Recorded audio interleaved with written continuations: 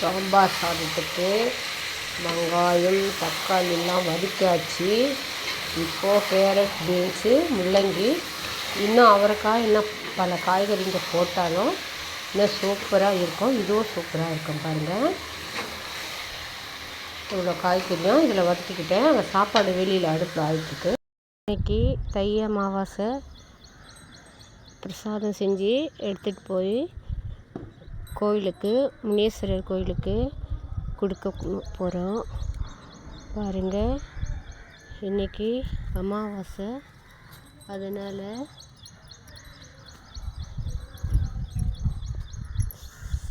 பிரசாதம் பண்ணிகிட்ருக்கேன்.